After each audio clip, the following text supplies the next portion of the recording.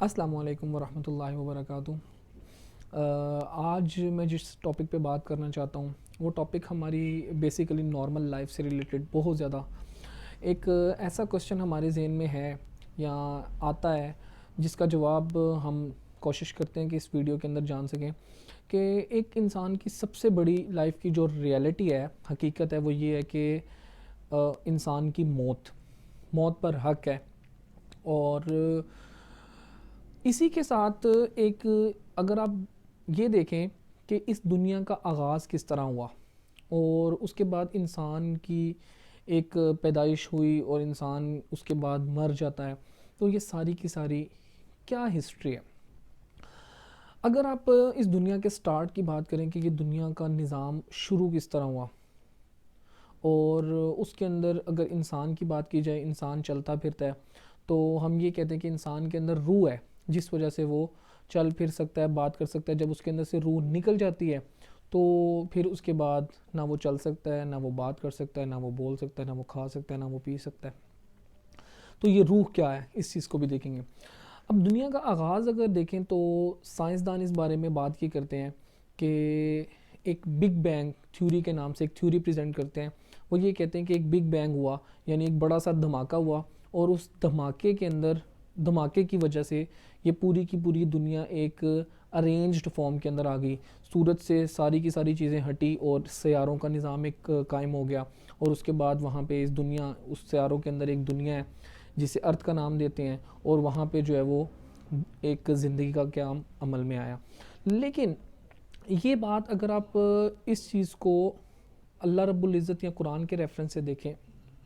तो हमें ये चीज़ें यहाँ पे भी मिलती हैं कि अगर हम इस चीज़ को बात करें साइंस के अकॉर्डिंग, जो बिग बैंग थ्योरी है, तो अब अगर अकल के मुताबिक बात करें तो अकल हमारी इस चीज़ की गवाही देने से इनकार करती है कि ऐसा नहीं हो सकता कि ख़ुद ब खुद कैसे एक धमाका हो के, और धमाका होने से चीज़ें इर्रेगुलर शेप में जाती हैं, ना कि रेगुलर शेप में आ जाती हैं और इस तरह अरेंज हो जाती हैं कि दुनिया का निज़ाम चलना शुरू हो जाता है। तो इस चीज़ को बुनियाद बना के अगर हम थोड़ा सा गौर व फिक्र करने की कोशिश करें तो बिग बैंग थ्योरी एक कॉन्सेप्ट के अकॉर्डिंग हम इसको ठीक भी कंसीडर कर सकते हैं, क्योंकि अल्लाह रब्बुल इज़्ज़त की ज़ात से रिलेटेड अगर हम बात करें तो अल्लाह रब्बुल इज़्ज़त फरमाता है कि अगर मुझे किसी चीज़ कोई काम करना होता है तो मैं कहता हूँ कुन,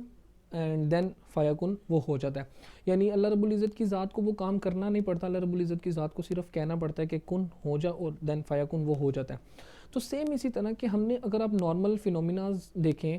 अपनी नॉर्मल लाइफ के अंदर, तो साउंड इफ़ेक्ट होता है। यानी अगर आप देखें तो साउंड से चीज़ें, फिज़िकल चीज़ों के ऊपर ऐसा इफ़ेक्ट होता है कि वो हिलना शुरू हो जाती हैं। साउंड की वेवलेंथ होती है, उससे जो है वो चीज़ें जो है वो मूव भी कर सकते हैं और उससे। अच्छा, इसी तरह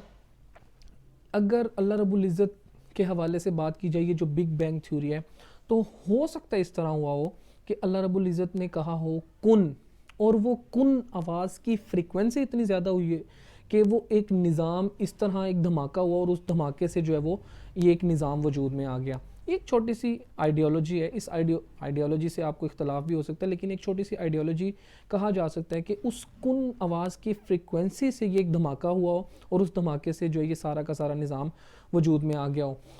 उसके बाद इंसान के बारे में अगर बात की जाए कि इंसान अगर मूव कर रहा है, मैं अगर बोल रहा हूँ, तो हम कहते हैं कि इंसान के अंदर रूह है। और अगर आज से पहले बात करें तो कुफ़ार ने भी नबी करीम सल्लल्लाहु अलैहि वसल्लम से रूह के बारे में पूछना चाहा, तो उसमें भी नबी करीम सल्लल्लाहु अलैहि वसल्लम, कुरान पाक अल्लाह रब्बुल इज़्ज़त ने नाजिल किया कि यसअलूनका अनिर रूह, कि ये पूछते हैं कि रूह क्या है, तो आप कुलिर रूह मिन अम्रि रब्बी, तो आप कह दें कि रूह मेरे रब का हुक्म है। अब वो हुक्म क्या है, यानी अगर बात करें तो इंसान का अल्लाह रब्बुल इज़्ज़त ने एक मुजस्मा तैयार किया, और मुजस्मा तैयार करने के बाद इंसान को कहा इंसान के आज़ा बनाए, जैसे हाथ हैं, कान है, नाक है, ज़बान है, तो हर चीज़ बनाई और उस आज़ा को हुक्म दिया। यानी हाथों को हुक्म दिया कि इसने पकड़ने का काम करना है, पाँव को हुक्म दिया इसने चलने का काम करना है, ज़बान को हुक्म दिया इसने बोलने का काम करना है, कानों को हुक्म दिया कि इन्होंने सुनने का काम करना है, आंखों को हुक्म दिया इन्होंने देखने का काम करना है, तो हर चीज़ का दिल को हुक्म दिया इसने धड़कने का काम करना है, खून को पंप करना है, हर चीज़ को बनाने के बाद उसको एक उसकी ड्यूटी असाइन कर दी। नॉर्मल लाइफ के अंदर भी हम ऐसा देखते हैं कि अगर साइंसदानों की बात करें तो साइंसदान या मुख्तलिफ़ किस्म के रोबोट्स तैयार करते हैं और उस रोबोट से हम अपनी मर्ज़ी के काम करवा सकते हैं।